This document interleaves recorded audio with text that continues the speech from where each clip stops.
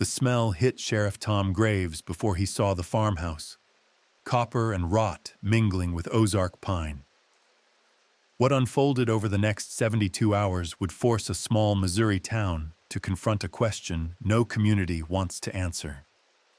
How long can evil hide when neighbors choose not to see?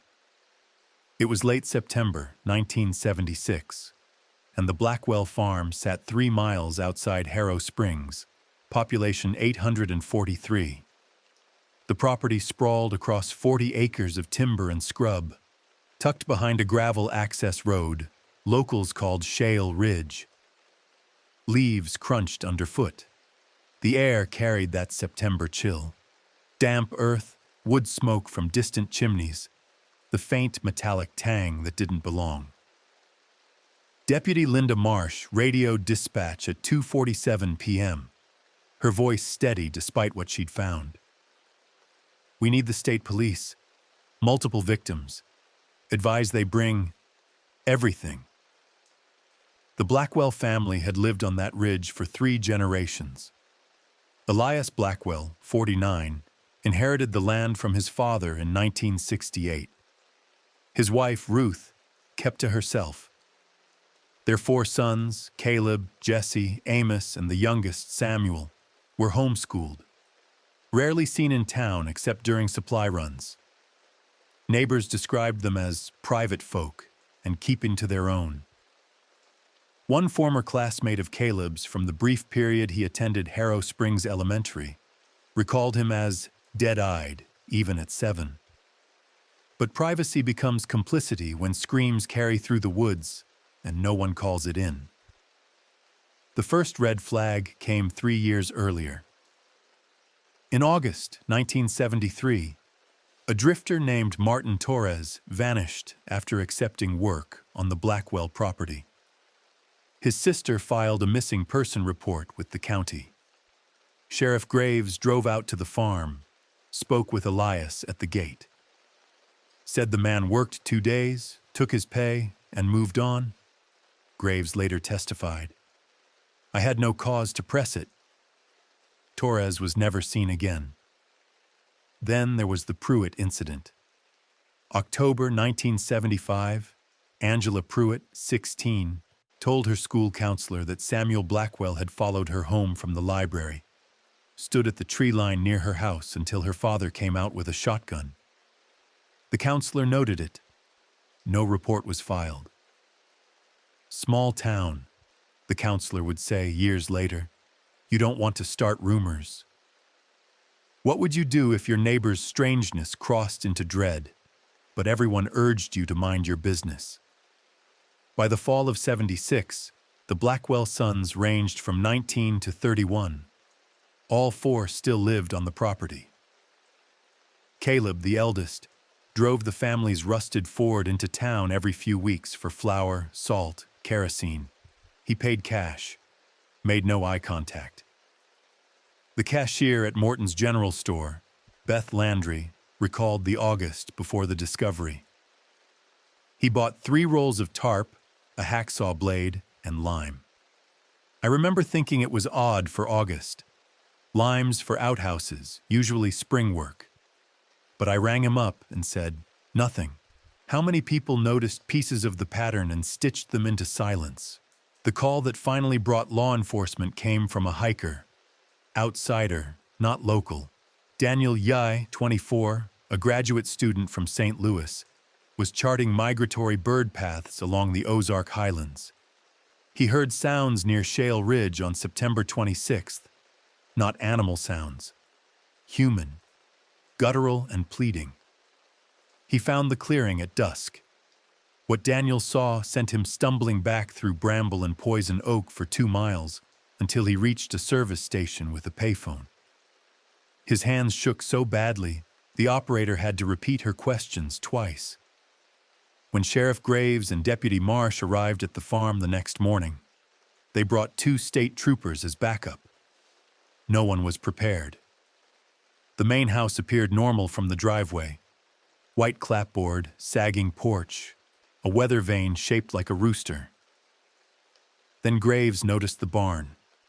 The padlock was new, industrial grade. The smell was strongest there. Marsh kicked in the side door. Inside, the Ozarks held their breath. They found 8 bodies in various stages of decomposition, hanging from rafters, bound in wire, stacked in a root cellar beneath a false floor. The oldest remains were skeletal. The newest had been dead less than a week. Men and women. Ages estimated between 16 and 54. All bore signs of restraint, blunt trauma, incisions made perimortem while still alive. But the Blackwell family was gone. No vehicles on the property, no signs of hurried departure. Clothes still hung in closets. A pot of stew sat cold on the stove, filmed over with grease. The calendar on the kitchen wall was marked with X's through September 25th, the day before Daniel Yee's call. They'd known someone was coming. Investigators found a ledger in Elias Blackwell's desk, a handwritten log spanning 9 years, coded initials beside dates. Forensic accountants would later match those dates to missing person reports across 5 states. The count reached 43 suspected victims. Only 8 bodies were ever recovered.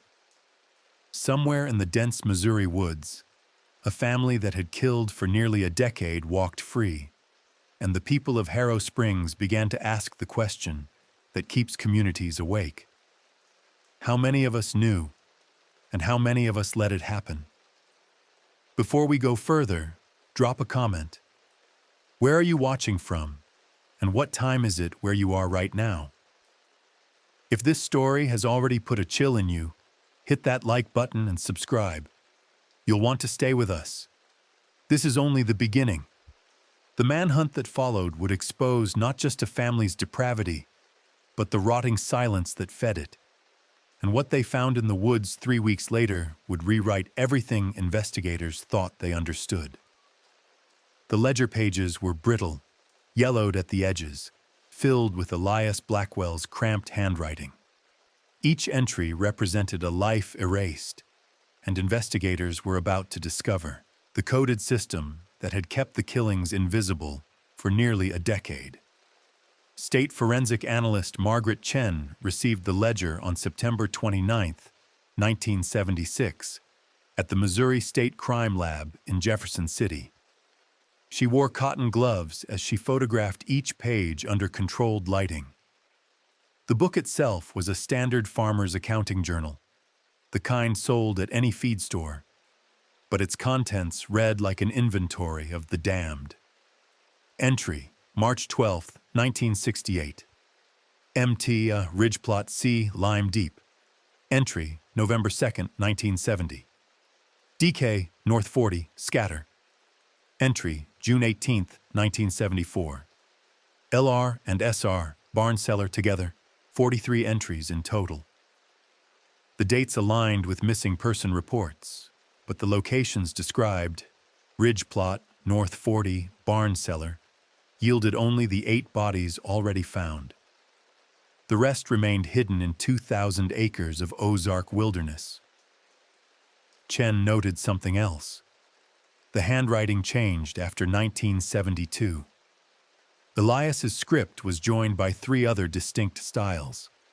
His sons had begun contributing to the record. It wasn't just a family business, Chen later testified. It was a tradition they were documenting, like passing down a craft. The FBI sent a 12-person task force to Harrow Springs on October 1st. Special Agent Victor Ruiz led the operation from a makeshift command center in the town's Lutheran church basement. Maps covered every wall, topographical surveys, aerial photos, property deeds. Red pins marked where the 8 victims were found. Yellow pins marked potential burial sites based on the ledger's cryptic notes. But the Blackwells had a 9-day head start. Roadblocks went up across 3 states: Missouri, Arkansas, Oklahoma. Every bus station, train depot, and highway rest stop received faxed photos of Elias, Ruth, and their 4 sons. The images were pulled from a single family portrait found in the farmhouse. Thanksgiving, 1973, all 6 of them posed stiffly in front of a wood-paneled wall. Not one of them smiled. Caleb's eyes stared directly at the camera, empty, calculating. Deputy Marsh couldn't shake that photograph. "I'd seen Caleb in town maybe a dozen times over the years," she said during a 1977 deposition. "He was always watching people. Not looking, watching. Like he was deciding something about you. I thought it was social awkwardness. Now I know he was hunting. How many predators walk among us, measuring, and we mistake their gaze for shyness." The town of Harrow Springs fractured. Some residents insisted the Blackwells were quiet, decent folk wrongly accused. Others came forward with stories they'd suppressed for years. The pattern emerged slowly, stitched together from decades of unspoken dread. Henry Carmichael, who owned the property adjacent to the Blackwell farm, admitted he'd heard screams in July of 1975. "Thought it was hogs being slaughtered," he told investigators. "I didn't want to seem nosy." His wife, Dorothy, added that Ruth Blackwell once came to their door asking to borrow a shovel at 11 p.m. "I gave it to her. Didn't ask why. You don't out here." The conspiracy of silence had its reasons. Harrow Springs was insular, poor, wary of outsiders and authority. Families had lived on the same plots since before the Civil War. Blood ties webbed through the town like roots. The Blackwells were strange, yes, but they were their strange. To call the law on neighbors was to betray an unspoken code. That code had cost 43 lives. On October 7th, a break came from an unexpected source. A woman named Iris Kowalski walked into the FBI command center, carrying a shoebox of letters. She was 62, a retired schoolteacher from Springfield, Missouri, 2 hours northeast. Her hands trembled as she set the box on Agent Ruiz's desk. "My daughter," Iris said. "She wrote these before she disappeared." Rebecca Kowalski had been 23 when she vanished in April 1974. She'd been hitchhiking through the Ozarks, heading to a friend's wedding in Fayetteville. State police filed her as a runaway. Young, transient, no evidence of foul play. Iris had spent 2 years searching alone. The letters were dated March through early April 74. Rebecca described the small towns she passed through, the people she met. One letter, postmarked April 9th from Harrow Springs, mentioned a family that gave her a ride. "They don't talk much, but they're letting me stay in their barn for the night. The oldest son keeps staring. I'll leave at first light." Rebecca Kowalski was entry 19 in the ledger. RK, Ridge Plot F, shallow. Iris collapsed in the church basement. Agent Ruiz held her while she sobbed, and for the first time since the investigation began, he felt the full weight of what had been stolen. Not just lives, but the years families spent wondering, hoping, pretending their loved ones might still walk through the door. They were never coming home. Ground-penetrating radar teams arrived on October 10th. They scanned the ridge, the North 40, the tree line beyond the barn. The earth gave up its secrets slowly. On October 13th, they found 3 more graves, shallow, lime-dusted, marked by nothing but the ledger's coordinates. Rebecca Kowalski was one of them. The search continued for 6 weeks. 12 bodies total were recovered by mid-November. 31 entries in the ledger remained unaccounted for. Either the locations were coded in a way investigators couldn't decipher, or the Blackwells had moved remains, anticipating discovery. But where were the killers? Sightings poured in, none credible. A gas station attendant in Tulsa swore he'd seen Caleb. A motel clerk in Little Rock identified Ruth from the photo. Every lead dissolved under scrutiny. The Blackwells had vanished as thoroughly as their victims. Then, on November 19th, 1976, a hunter found something 23 miles northeast of Harrow Springs, deep in Mark Twain National Forest. A camp, abandoned, recent, and inside a canvas tent, carved into the support beam with a hunting knife, were 4 words that turned the entire investigation inside out. We are still here. The tent canvas flapped in the November wind, torn at one corner, revealing the darkened interior. What investigators found inside suggested the Blackwells hadn't been running. They'd been preparing for something far worse. Forest Ranger Dale Hutchins discovered the camp at 11:16 a.m. on November 19th, 1976, while tracking an injured doe through a section of Mark Twain National Forest locals called Copperhead Hollow. The area was dense with oak and hickory, the ground thick with leaf litter that muffled footsteps. He smelled ash first, cold campfire, days old. Then he saw the tent. It was military surplus, Vietnam era, staked between 2 trees. A ring of stones surrounded a fire pit. 3 backpacks leaned against a log, canned goods, water jugs, a Coleman lantern. But what stopped Hutchins cold was the smell underneath the ash. That same metallic copper he couldn't place until he stepped closer to the tent. The message carved into the beam was fresh, wood still pale where the blade had bitten. We are still here. Hutchins radioed the ranger station. They contacted the FBI. By 2 p.m., Agent Ruiz and a forensic team descended on Copperhead Hollow with a police escort. What they documented over the next 8 hours painted a portrait of a family that had no intention of surrendering. The camp was methodically organized. 3 sleeping bags, rolled tight. A cache of non-perishables, beans, soup, jerky, enough for 2 weeks. A water purification kit. Fishing line, hooks, snares for small game. They'd planned to live off the land. But it was the 4th backpack that revealed the true intent. Inside, rope pre-cut into 6-foot lengths. Duct tape. A folding knife with dried blood in the hinge. A coil of piano wire. And a road atlas with certain highways highlighted in yellow. Routes that bypassed major cities, threaded through rural areas where strangers passed unnoticed. They weren't hiding, Ruiz told the task force that night. They were hunting. The forensic team processed the site for prints, fibers, DNA. They found traces of 5 individuals: Elias, Ruth, Caleb, Jesse, and Amos, but not Samuel, the youngest. His DNA was absent from the camp entirely. Where was the 6th Blackwell? November in the Ozarks brings early darkness.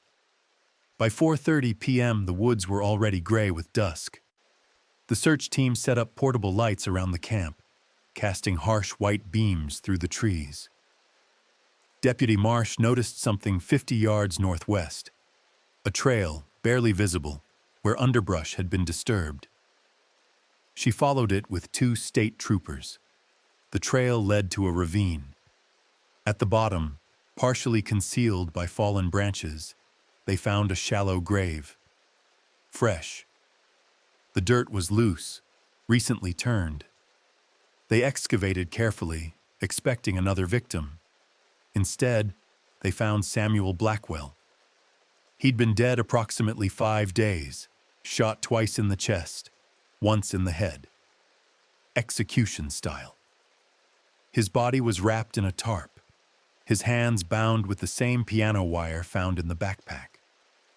Lividity patterns suggested he'd been killed elsewhere, then moved to the ravine. The family had turned on itself. The autopsy, conducted November 21st by Dr. Philip Arnett at the State Medical Examiner's Office, revealed more. Samuel had been malnourished, dehydrated. Bruising on his wrists and ankles indicated prolonged restraint. Weeks, possibly months before his death. Rib fractures in various stages of healing, a pattern of abuse that predated the family's flight. Dr. Arnett's report noted, subject shows evidence of sustained physical trauma consistent with long-term captivity and punishment. Cause of death? Gunshot wounds. Manner? Homicide. But why kill their own? Investigators developed two theories. The first, Samuel had become a liability. At 19, he was the youngest, possibly the weakest link. Perhaps he'd wanted to surrender, and the family eliminated him to protect themselves. The second theory was darker.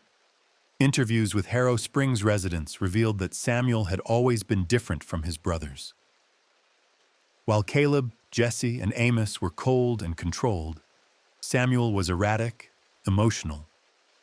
One former teacher remembered him crying during a school assembly when he was 8. Caleb had grabbed his arm hard enough to bruise, dragged him outside. Samuel was afraid of his own family, the teacher said. I saw it in his eyes.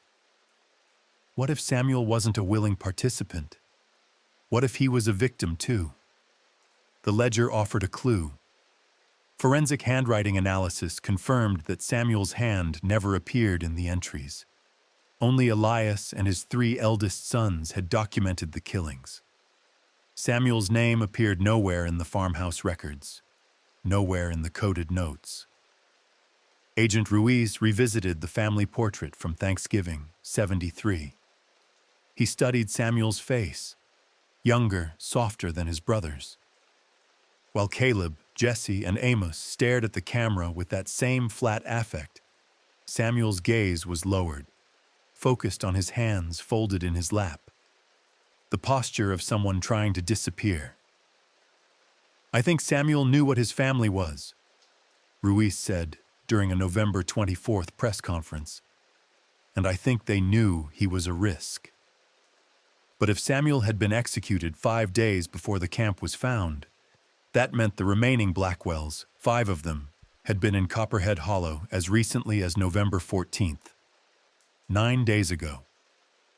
They'd abandoned the site deliberately, leaving the message, leaving Samuel's body, sending a signal. They wanted to be followed. On November 26th, 2 days before Thanksgiving, a rancher in Osage, County, Oklahoma, 140 miles southwest, reported livestock mutilations on his property. 3 steers, throats cut, arranged in a triangle in the center of a pasture. The rancher, Lloyd Dietrich, told the county sheriff that he'd seen people moving through the woods on his property at dawn. 5 of them, he said, walking single file, didn't seem lost, seemed like they knew where they were going. The FBI dispatched a team. By the time they arrived, the Blackwells were gone, but they'd left another message, carved into the fence post at the edge of Dietrich's property. Closer now. The killings hadn't stopped. The family wasn't fleeing justice. They were leading investigators on a trail of breadcrumbs, each one soaked in blood. And the trail was heading west, toward the most remote stretches of the American wilderness. Places where screams carried no farther than the wind, and where a family like the Blackwells could vanish into legend. But first, they had one final message to deliver, and it would arrive in the town of Harrow Springs on December 3rd, 1976, at exactly 3:22 a.m., when Sheriff Tom Graves received a phone call from a voice he'd hoped never to hear again. The phone screamed through the silence of Sheriff Graves's bedroom, dragging him from shallow sleep. What the voice on the other end told him would prove the Blackwells weren't just killers. They were orchestrating a performance, and the entire country was about to become their audience. Graves fumbled for the receiver, squinting at the alarm clock. 3:22 a.m., December 3rd, 1976. His wife stirred beside him. The line crackled with static, that hollow echo of long distance. Then a voice, calm and measured, like a man discussing the weather. "Sheriff Graves, this is Caleb Blackwell." Graves sat upright, heart hammering. He gestured frantically at his wife. "Call the station, get a trace." But even as she scrambled for the bedside phone, he knew it wouldn't matter. Caleb was too smart for that. "I'm listening," Graves said, keeping his voice steady. "You found Samuel." Not a question, a statement. That was necessary. He was weak. Weakness spreads like infection. Father taught us that. Graves reached for the notepad on his nightstand, began writing. Time, 03:22. Caller, Caleb Blackwell. Voice, calm, controlled. No background noise. "Where are you, Caleb?" A sound that might have been a laugh. "Does it matter? We're everywhere you're not looking." "That's the lesson, Sheriff. You had 9 years to see us. You looked away. Why are you calling?" Silence. 5 seconds. 10. Then, "Because the work isn't finished. 43 was the old count. The ledger's growing. We're making new entries." Graves felt ice spread through his chest. "Who? Where?" "You'll find them. Eventually. The way you found the others. Too late, too scattered, too buried. But here's a gift, Sheriff. A courtesy since you were always polite. At the gate." Caleb was enjoying this. "There's a woman named Caroline Voss. She helped us once, 1971. Brought us supplies. Asked no questions when she saw the barn. She knew, Sheriff. She knew, and she said nothing. Check her property, 12 miles south of Harrow Springs, white farmhouse, red shutters. She's in the well." The line went dead. Graves was dressed and in his cruiser by 3:38 a.m. Deputy Marsh and 2 state troopers met him at the station. They called Agent Ruiz, who was still in Jefferson City coordinating the multi-state manhunt. By 4:15, a convoy of 3 vehicles was racing south on Highway 41, headlights cutting through December fog. Caroline Voss was 71, a widow who lived alone on 30 acres of fallow farmland. Graves had known her peripherally. She attended the Methodist church, volunteered at the library twice a month. Quiet, unremarkable. How many others had helped the Blackwells and hidden behind ordinary faces? They reached the property at 4:49 a.m. The farmhouse sat dark, shutters closed. No lights, no movement. The well was 40 yards from the main house, an old stone structure with a wooden cover and a rusted hand crank. Marsh approached first, flashlight raised. The well cover was askew, moved recently, fresh scratches in the wood. She leaned over the edge and aimed her light down. The beam caught pale fabric 15 feet below. They brought ropes, a harness. Trooper Dennis Yates descended at 5:06 a.m. What he found confirmed Caleb's words with brutal precision. Caroline Voss, deceased approximately 2 weeks. Blunt force trauma to the skull. Hands bound with the same piano wire used on Samuel. A note pinned to her dress, handwritten on lined paper. "She fed us. She knew. Now she's paid." The handwriting matched Elias Blackwell's entries in the ledger. Ruiz arrived by helicopter at 6:32 a.m. He stood at the well's edge as Caroline's body was lifted out, wrapped in a county coroner's tarp. The sun was rising, pale and cold over the Ozark hills. Crows called from the tree line. "They're not running," Ruiz said. "They're circling, coming back to clean up loose ends." The realization hit like a physical blow. The Blackwells hadn't fled to save themselves. They'd scattered to finish what they'd started. Every person who'd enabled them, knowingly or not, was now a target. The family was executing witnesses, erasing connections, and documenting it all like the ledger entries they'd kept for years. They were tying up the bloodline. By December 5th, the FBI had compiled a list of 47 Harrow Springs residents who'd had contact with the Blackwell family over the past decade. Store clerks, delivery drivers, the veterinarian who'd treated their livestock, the postal carrier who'd delivered their mail. Every name was contacted, warned, offered protection. Most refused. "I didn't see anything wrong," said Morton's general store owner, Pete Morton. "I sold them supplies, same as anyone. That doesn't make me guilty." But guilt wasn't the Blackwell's metric. Complicity was. On December 9th, a truck driver named Ray Chilton disappeared from a rest stop outside Joplin, Missouri. His rig was found idling, driver's door open, keys in the ignition. A background check revealed Chilton had hauled gravel to the Blackwell farm in July 1974. He'd seen something, bloodstains in the barn, he'd told his wife later, but said nothing, afraid of losing the contract. He was found December 12th in a culvert 20 miles west. Throat cut, piano wire around his wrists. No note this time, but investigators found a page torn from the old ledger, soaked in Chilton's blood. R.C. knew, stayed silent, paid. The Blackwells were rewriting their own history, closing chapters with murder.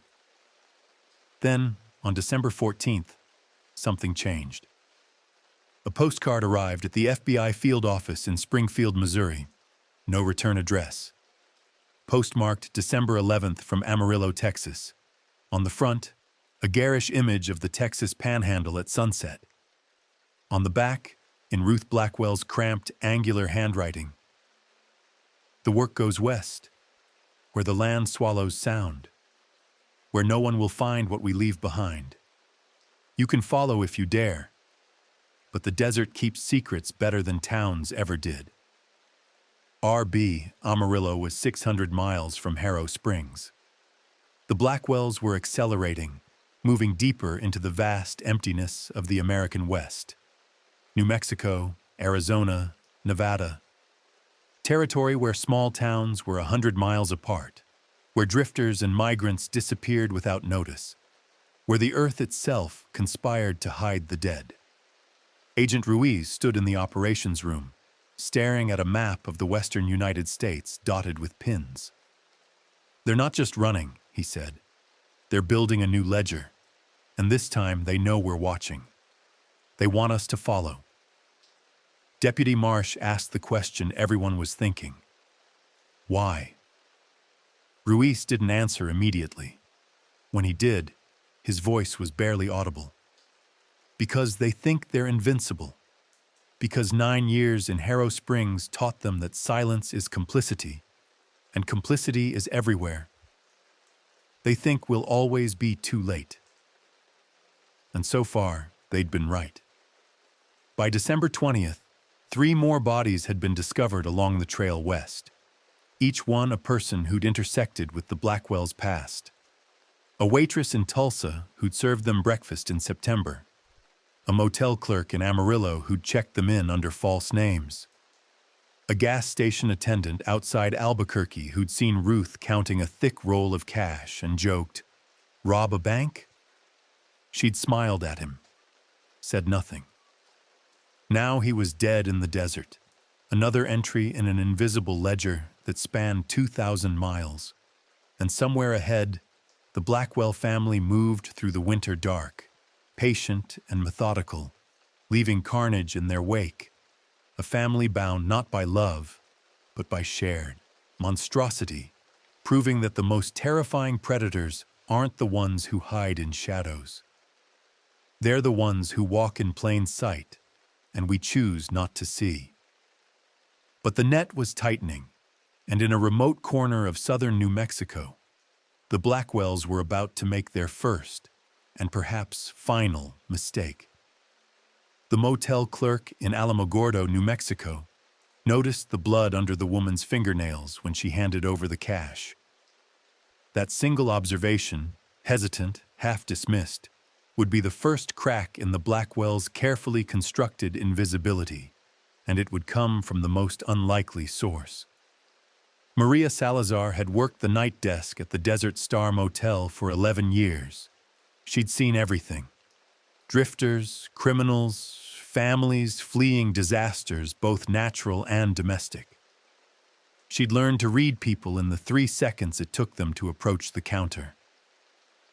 The woman who checked in at 2:37 a.m. on December 23, 1976, set off every internal alarm Maria had developed. The woman was 50s, gray blonde hair pulled back tight, pale eyes. She wore a denim jacket despite the cold, hands shoved in pockets until she had to retrieve the money. When she set the bills on the counter, exact change for 3 rooms, Maria saw it. Dark crescents under the nails, not dirt, blood. "Rough drive?" Maria asked, voice neutral. The woman, Ruth Blackwell, though Maria didn't know it yet, smiled without warmth. "Long one, 3 rooms, ground floor, away from the office." Maria registered them under the name Thompson. She watched through the office window as Ruth walked to a van parked at the lot's edge. Lights off. 4 men climbed out. Even in the dim glow of the motel's neon sign, Maria could see they moved in synchronization. Oldest first, then descending by age, hierarchical and rehearsed. A family that moved like a machine. She waited 20 minutes after they disappeared into their rooms. Then she called her husband, Carlos, who worked dispatch for the Otero County Sheriff's Office. "I think I have those people from the news, the Missouri family." Carlos told her to stay calm, stay in the office, lock the door. By 3:15 a.m., 2 sheriff's deputies arrived without sirens, parked a block away. By 3:45, FBI agents from the Albuquerque field office were en route. By 4:30, a perimeter was established, quiet, distant, invisible to anyone inside the motel rooms. Agent Ruiz landed at Holloman Air Force Base at 6:09 a.m., chartered helicopter from El Paso. He'd been tracking the Western Trail for 2 weeks, always hours behind. Now, for the first time, they had the Blackwells contained. The plan was simple. Wait for daylight, establish communication, avoid a shootout that could endanger other motel guests. There were 2 families with children in the adjacent building. The Desert Star sat on the edge of Alamogordo, backed by empty desert that stretched to the Sacramento mountains. If the Blackwells ran, they'd be running into nothing. Heat, exposure, and a landscape that offered no cover. But the Blackwells didn't wait for daylight. At 7:03 a.m., just as the sun crested the mountains, painting the desert in shades of rust and gold, the door to room 9 opened. Caleb Blackwell stepped out, hands visible, carrying nothing. He walked directly toward the sheriff's command post, 50 yards away, as if he'd known it was there all along. He stopped 10 feet from the barricade of patrol cars, smiled. "Good morning, gentlemen. I assume you've come a long way." He was still playing. Agent Ruiz stepped forward, hand near his sidearm but not drawing. "Caleb Blackwell, you're under arrest for multiple counts of murder. Tell the others to come out. Hands visible, one at a time." Caleb tilted his head, considering. "What if I told you there's a girl in room 12, 19 years old, tied up, alive? She's been with us since Amarillo. We picked her up at a truck stop, hitchhiking, foolish girl. She's injured but breathing. You have maybe an hour before she's not." Ruiz felt the situation shift beneath him. "Show me." "I will. But first, a conversation. You and me, no one else." Protocol screamed against it. But if there was a hostage, alive, savable, every second mattered. Ruiz nodded to his second-in-command, Special Agent Karen Lim. If I'm not out in 10 minutes, breach all rooms simultaneously. He followed Caleb to room 12. The door was unlocked. Inside, the curtains were drawn, the air stale and close. A figure lay on the bed, hands bound to the headboard with duct tape, ankles tied. Female, young, breathing shallow. A gag covered her mouth. Bruises darkened her arms. She was alive. Caleb stood near the window, hands clasped behind his back like a lecturer. Her name is Teresa Munoz, from Las Cruces. She told us she was heading to Phoenix to start college. We told her we could give her a ride. She believed us. Ruiz moved to the girl, checked her pulse, rapid but steady. She was conscious, eyes wide with terror. He removed the gag gently. You're safe now. Stay quiet. Help is here. He turned to Caleb. Where's the rest of your family? Caleb's smile faded. Gone. Gone where? Does it matter? They're not here. They left at 4 a.m. when your officers were setting up. You watched the front. We left through the back, through the desert. Jesse, Amos, father, mother. They walked into the dark. I stayed behind to deliver the girl and to deliver a message. This was the play. Caleb was the sacrifice. Ruiz felt the trap closing but couldn't see its shape yet. What message? Caleb reached into his jacket pocket, slowly, deliberately. Ruiz's hand flew to his weapon. Easy, Caleb said. He withdrew a folded piece of paper, set it on the dresser. From father, for you. Then, before Ruiz could react, Caleb pulled a razor blade from his sleeve, small, hidden, sharp, and drew it across his own throat in one swift motion. He dropped to his knees, blood sheeting down his chest, and smiled as he fell. Ruiz lunged forward, but it was too late. Caleb Blackwell bled out on the motel carpet in 90 seconds, eyes open, that smile frozen in place. He'd chosen this. The final act of control. Agents flooded the room. Medics tried to save him, futile. Teresa Munoz was freed, wrapped in blankets, taken to the hospital. She would survive physically. The psychological scars would take decades. Ruiz, hands shaking from adrenaline, picked up the folded paper Caleb had left. Inside, in Elias Blackwell's handwriting, "We are the lesson you failed to learn. Every town that looked away, every neighbor who stayed silent, every store clerk who saw and sold anyway. You built us. We are your creation. Now we walk free in a country that taught us invisibility is survival. The desert is large. The ledger grows. You will find pieces of us for years, but you will never find all of us. E.B." Beneath it, a list of 4 names and locations, all in New Mexico. All towns smaller than Harrow Springs. By the time Ruiz dispatched teams to those locations, 3 of the 4 were already dead. Discovered in homes, in vehicles, in shallow graves just off rural highways. Each one had encountered the Blackwells during their westward flight. Each one had chosen silence. The 4th name on the list was still alive when they found her. A diner owner in Truth or Consequences who'd served the family breakfast 2 days prior. She'd noticed the way they spoke to each other, the cold efficiency, the way Ruth counted pills into Elias's coffee when she thought no one was watching. She'd said nothing. When the FBI arrived at her door, she wept. I thought about calling, but I told myself I was being paranoid, that it wasn't my business. How many more would say the same? The manhunt intensified. Helicopters, ground teams, border patrol alerts across Arizona, California, Nevada. But the desert swallowed the Blackwells as Ruth had promised it would. 3 people, Elias, Ruth, Jesse, Amos, vanished into a landscape measured in emptiness. Weeks passed, then months.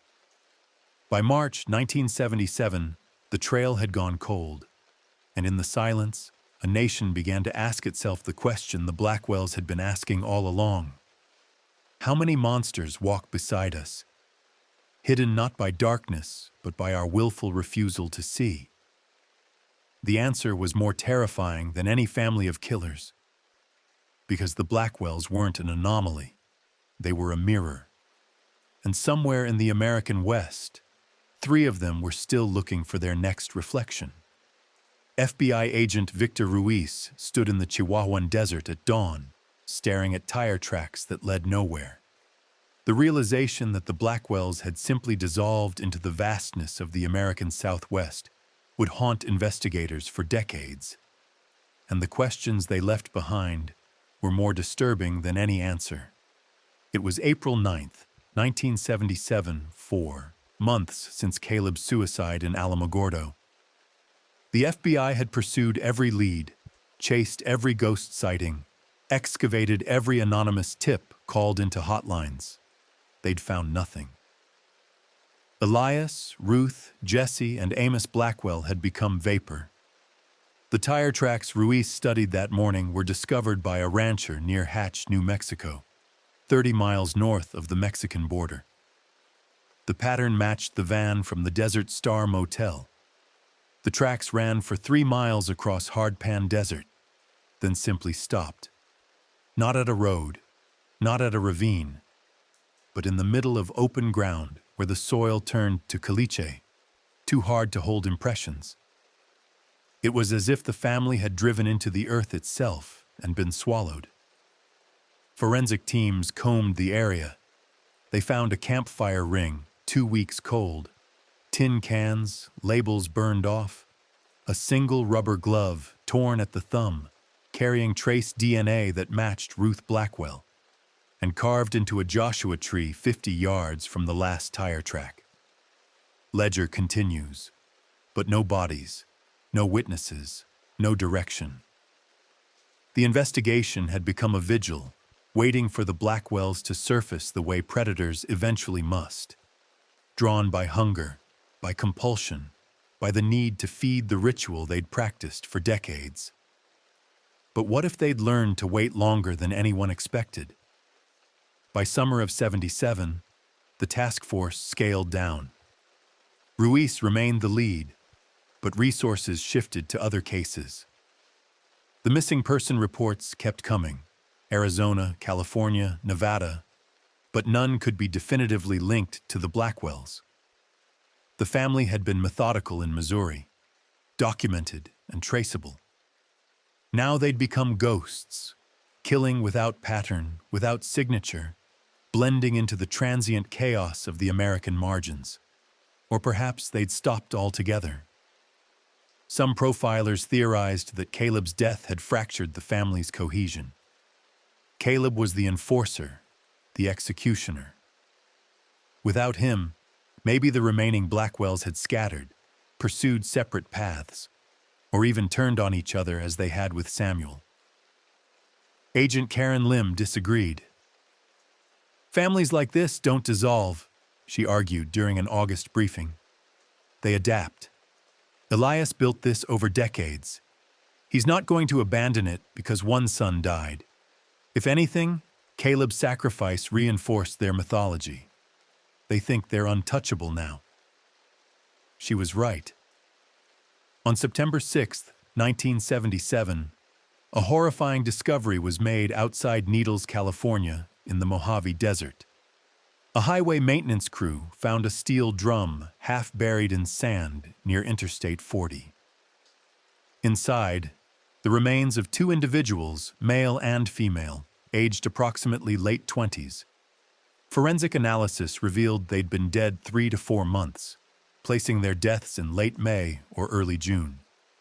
Both showed signs of restraint, blunt trauma, and what the coroner described as methodical dismemberment, consistent with attempts to prevent identification. No identification was found. Dental records eventually matched them to a couple reported missing from Flagstaff, Arizona, in June. Timothy and Brenda Howell, who'd been driving cross-country and had last been seen at a rest stop near Kingman. A truck driver recalled seeing them talking to an older couple and two younger men near the vending machines. Seemed friendly, the driver testified. The older man was showing them a map, pointing out routes. The woman with them, gray hair, real thin, was smiling. The Howells had accepted help from strangers. The drum was industrial grade, the kind used for chemical storage. It had been sealed with a welding torch. Inside, tucked beneath the remains, was a page torn from the original ledger, one of the blank pages at the back. On it, in Elias's handwriting, TH and BH, Interstate Drum, Mojave, Trusting Fools, entry 44 and 45. The count had continued. Ruiz flew to Needles within hours. He stood in the desert heat, staring at the hole where the drum had been buried, and felt the full weight of futility. The Mojave stretched in every direction. Millions of acres, thousands of miles of backcountry roads, countless places to hide a body or a family. How many more drums were out there? How many more entries? Behavioral analysts compiled a profile update. The Blackwells were now operating as a mobile unit, targeting transients and travelers, people whose disappearances wouldn't raise immediate alarms. They were likely using false identities, rotating vehicles, avoiding patterns. Elias, at 51, was the strategist. Ruth, 47, the lure, unthreatening, maternal, able to disarm suspicion. Jesse, 29, and Amos, 26, were muscle and execution. They were a hunting pack, optimized by a decade of practice in Missouri and 6 months of refinement on the road. The FBI coordinated with state and local agencies across 8 western states. Alerts went to every rest stop, truck stop, campground, and rural motel. Surveillance increased on highways known for hitchhikers and drifters. But the West was too vast, too empty, too indifferent to human suffering. Months passed with no confirmed sightings. Then, on February 19, 1978, a park ranger in Death Valley National Monument made a discovery that suggested the Blackwells had escalated beyond even the FBI's worst projections. In a remote canyon called Coffin Gulch, accessible only by 4-wheel drive and a 2-mile hike, the ranger found a cave. Inside, a makeshift camp, abandoned but recently used. Sleeping bags, propane stove, water containers, and along the cave's back wall, carved into the stone with meticulous care, was a list. 49 names, dates beside each. The earliest date, March 1968, the first entry from the original ledger. The most recent, January 1978. The Blackwells had carved their entire history into stone. The FBI cross-referenced the names with missing person reports. 37 were confirmed. Victims, either recovered bodies or unsolved disappearances that matched the timeline. 12 were unknown, likely victims whose disappearances had never been reported, or whose remains had never been found. 49 lives, documented like a monument. A family's legacy, etched in stone, hidden in a place where no one should ever find it. Except they'd wanted it found. The cave wasn't remote by accident. The Blackwells had left it as a message. We were here. We did this. And you still can't catch us. Agent Lim stood in that cave with a forensic photographer, watching the flash illuminate each carved name, and felt something shift inside her. They're not running anymore, she said. They're documenting. This is their archive. They think they've already won. But if the cave was an archive, it meant the Blackwells had moved on, to a new location, a new phase. And the question that paralyzed the task force was simple and terrifying. Where does a family of killers go when they've proven they're untouchable? The answer came 5 months later, but not from the FBI. On July 22, 1978, a fire broke out in a cabin outside Ely, Nevada, in the White Pine Range. When firefighters arrived, the structure was fully engulfed. They let it burn, too remote, too far gone. When the ashes cooled, they sifted through debris and found something that brought federal agents racing to the scene within hours. 3 bodies, burned beyond recognition. Forensic odontology eventually identified them: Elias Blackwell, Ruth Blackwell, Jesse Blackwell. All 3 had been dead before the fire started. Gunshot wounds to the head, execution style. But there was no sign of Amos. The youngest surviving son had vanished, and with him, all hope of capturing the family intact. The cabin had been rented under a false name 2 weeks prior. Neighbors, what few existed in that desolate range, reported seeing smoke, but assumed it was a controlled burn. By the time investigators processed the scene, any trail Amos might have left was wind-scattered and cold. Had he killed his own family and fled? Had there been an internal fracture, a final betrayal? Or had something else found them in that cabin, something the Blackwells themselves had been running from? The FBI never determined the answer. The case remained open, but inactive. Amos Blackwell became one of America's most wanted fugitives, his face on posters in post offices across the West. But sightings dwindled, then stopped. Years turned into decades. The Blackwell case became a cautionary tale in criminal justice courses, a footnote in true crime anthologies, a whispered legend in the Ozarks and the deserts beyond. And in the silence, a single question echoed louder than any answer.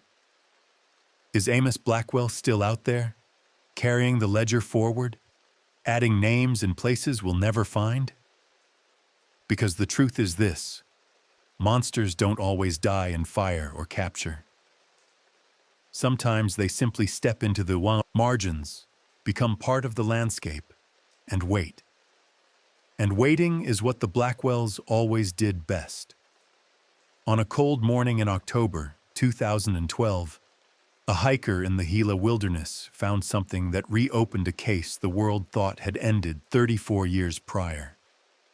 What she discovered would prove that some families don't end. They evolve, fragment, and continue their work in ways that make them impossible to track, impossible to stop, and impossible to forget. Her name was Rachel Delgado, 32, a biology researcher from Silver City, New Mexico, conducting a fauna survey in one of the most remote sections of the Gila. She was photographing scat samples when she noticed something unnatural wedged between 2 rocks near a dry creek bed. A metal box, rusted but intact, approximately the size of a briefcase. She opened it. Inside, a journal, water-damaged but legible. Newspaper clippings from 1976 and 77, yellowed and brittle. And photographs, dozens of them. Polaroids showing locations, faces, shallow graves marked with stones arranged in patterns. The journal's first page bore a single line in cramped handwriting. Continuation of the work. Amos Blackwell, March 1979. Rachel called the Catron County Sheriff's Office at 11:43 a.m. By evening, the FBI had reopened the Blackwell case. The journal spanned from March 1979 to August 1986. 7 years of entries documenting 23 murders across New Mexico, Arizona, Utah, and Colorado. Each entry followed the same format as Elias's original ledger: initials, location, method. But Amos had added something his father never did: justifications. Entry, June 5, 1981. ML, Durango. Saw me at the gas station. Looked too long. Couldn't risk recognition. Necessity, not pleasure. Entry, November 12th, 1983. KF, Moab. Reminded me of Samuel. Weak eyes. The world doesn't need more weakness. Amos hadn't just continued the family's work. He'd rationalized it, turned it into a philosophy of culling the vulnerable, the observant, the unlucky. But the journal ended abruptly in '86. The final entry read, "I'm tired. The work consumes. Father was right. It spreads like infection. But I can't stop. It's all I know. Leaving this here. Maybe someone finds it. Maybe they understand." The Polaroids led FBI teams to 18 locations across 4 states. Over the next 6 months, they recovered 11 sets of remains. DNA analysis confirmed them as missing persons from the early '80s. Hitchhikers, runaways, transients. People who disappeared without enough noise to merit sustained investigation. But 12 entries in Amos's journal had no corresponding photographs, no marked locations. Those victims remained lost, and Amos himself still vanished. The journal's discovery sparked a media frenzy. Documentaries were produced. Podcasts dissected every entry. True, crime forums erupted with theories. But the FBI's official position remained unchanged. Amos Blackwell's whereabouts were unknown, and he was presumed deceased given his age. He would have been 61 in 2012, but presumed isn't confirmed. Special Agent Victor Ruiz, long retired, gave a single interview to a journalist from the Albuquerque Journal in March 2013. He was 78, his voice rasping with age and cigarettes. When asked if he thought Amos was still alive, Ruiz stared out his window for a long moment before answering. "I think the Blackwells taught us something we didn't want to learn. They showed us that evil doesn't need grand stages or dramatic reveals. It thrives in the gaps, between towns, between people, between the moment you see something wrong and the moment you decide it's not your problem. Amos? Maybe he's dead. Maybe he's not. But it doesn't matter anymore, because the lesson already spread. There are other families out there, other people who learned that silence is the best camouflage, and we're still looking away." He died 4 months later. Heart failure. He never saw another Blackwell case closed, but others did. In 2016, a cold case unit in Flagstaff, Arizona, connected 3 unsolved murders from the '90s to a signature method: piano wire restraints, lime in shallow graves, victims who'd had brief contact with an older transient man matching Amos's aged progression. The cases were 40 miles apart, spanning 1992 to 1998. Was it Amos, still hunting in his 60s, or a copycat, inspired by the legend? The question hung unanswered. Then, in 2019, something stranger emerged. A genealogy website analyzing uploaded DNA samples flagged a partial match to the Blackwell family. A woman in her 40s living in Boise, Idaho, whose ancestry traced back to Elias Blackwell's extended family tree. The FBI quietly investigated. The woman, name withheld by court order, had no criminal record, no connection to the murders. But interviews with her neighbors revealed something chilling. She kept to herself, homeschooled her 3 children, rarely allowed visitors to her property. One neighbor mentioned seeing her burning papers in her backyard at odd hours. Another recalled her children, 2 boys and a girl, watching people from the tree line near the road, silent and unblinking. When agents approached her property with a warrant in August 2019, they found the house abandoned. Cleared out recently, within days. No forwarding address, no trace. The children's names were never released. Their faces were never circulated. A family pattern repeating. The Boise case remains open, active, unsolved. And across the country, in small towns and empty spaces, law enforcement agencies report similar patterns. Families that isolate, that homeschool without records, that pay cash and leave no digital footprint. Most are harmless. Eccentric, perhaps. Paranoid, certainly. But harmless. But how many aren't? How many are carrying forward lessons learned in farmhouses and deserts, in silence and complicity? How many neighbors see and say nothing, because it's easier, safer, less complicated than asking questions? The Blackwell case file now spans 47 years. It contains testimony from hundreds of witnesses, forensic evidence from 63 confirmed victims, and unanswered questions that will likely outlive everyone who worked the case. Deputy Linda Marsh, now 76 and retired in Springfield, Missouri, keeps a single photograph on her mantle, the clearing where they found the first 8 bodies in September '76. When asked why she displays something so grim, she answers simply, "So I never forget what happens when good people choose comfort over courage." Sheriff Tom Graves passed away in 2008. His final words to his daughter, spoken in the hospital 3 days before he died, were, "I should have gone to that farm sooner. I should have asked more questions. I thought being polite was being decent. I was wrong."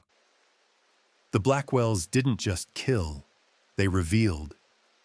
They revealed that monstrosity isn't born in isolation.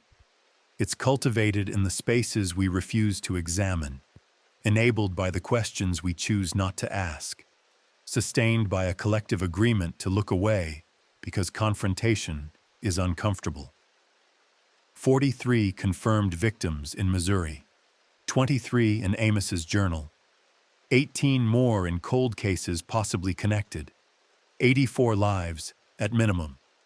But the real number, the full ledger, will never be known. Because the Blackwells were never anomalies. They were symptoms of a broader disease, the willingness to trade other people's safety for our own convenience. And that disease has no cure, only vigilance. Only the daily, uncomfortable choice to see what we'd rather ignore and speak when we'd rather stay silent. Some nights, in the Ozarks and the deserts and the mountain towns in between, people still hear stories of the Blackwell family. Campfire tales, urban legends, whispers traded in diners and rest stops. Most dismiss them as folklore. But every few years, someone vanishes from a rural highway. Someone's remains are found in a place they shouldn't be. Someone's neighbor seems just a little too private, a little too controlled, a little too much like the stories say. And the question returns, cold and insistent. Are the Blackwells truly gone, or did they simply teach others how to disappear? To this day, in certain corners of the internet where true crime obsessives gather, they say Amos Blackwell is still alive, 93 years old, living under an assumed name, somewhere in the American West. They say he never stopped. They say his children carried on the work. They say the ledger is still growing, carved into cave walls and journal pages hidden where sunlight never reaches. Most investigators dismiss these rumors as conspiracy theories. But late at night, when case files grow cold and leads evaporate, even the skeptics wonder.